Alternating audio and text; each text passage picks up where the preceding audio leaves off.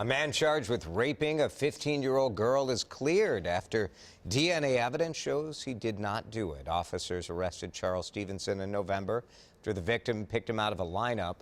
According to court records, the teenager was walking near 29th and Irving Avenue North when a man put a gun to her head. He forced her into an alley and sexually assaulted her. Stevenson had been convicted of raping another 15-year-old girl back in 2003, but DNA evidence linked Harold Davis to the most recent case. He is now charged with the assault. Davis was on intensive supervised release after being convicted of a sexual assault in 2008.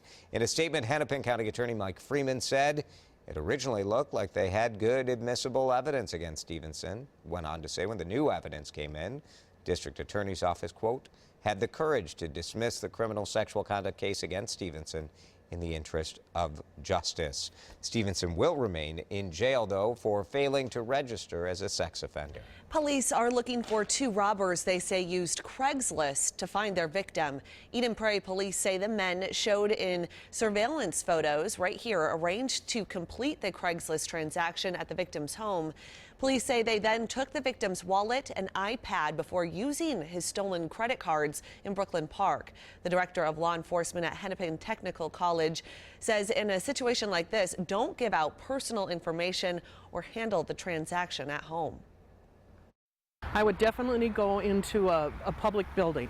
I wouldn't do it in a parking lot. I would make sure that I had other safe people around me. Pretty good advice. Eden Prairie police say the robbery is still under investigation. If you have any information about these two men in these photos, you should call Eden Prairie Police. A Minnesota man refused to give up and is alive today because of it. What I needed at that point is the ability to really focus and to draw on what was internally available to help me get moving. Dr. Richard Olson broke his leg after falling into a ditch while pheasant hunting in North Dakota last month.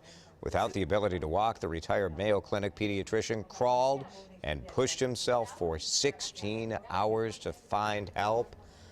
Unbelievable. Allie is here now with more of this story. Jason, this really is an incredible story. Nothing short of a Christmas miracle. Now, Dr. Olson survived being trapped overnight on December 19th after he broke his leg.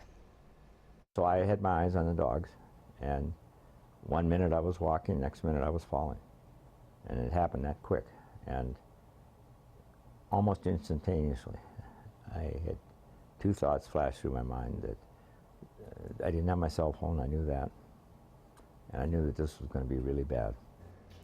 After falling and breaking his leg, Olson had to crawl out of that ditch 2 times, then push himself backwards to his truck. He fell in that hole at 4 that afternoon and didn't reach the road until 8 the next morning. Olson sat by a fence and waved at 6 vehicles that passed before a trucker finally stopped. That trucker you see here, Bryant Duncan, had seen the same truck the night before. He stopped this time because the truck's windows were frosted over and he saw Olson waving in the ditch.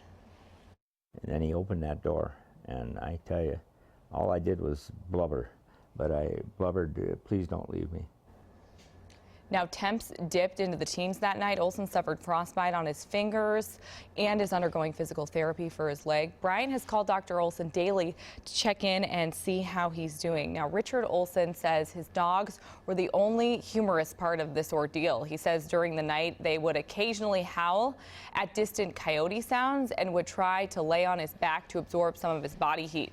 The dogs were also rescued. He says the biggest lesson people should take from this is to not fear uncertainty and never be afraid of reaching out to see if someone is okay. Just a remarkable story. Well, you just think about how discouraged he must have been. 6 cars go by one after another after another. Finally, somebody stops to help. 16 hours, too, just to reach the road. The mental strength to power through that is just amazing. And so thankful for his dogs, too, to keep him warm when it was Very that cold. Thanks, Allie.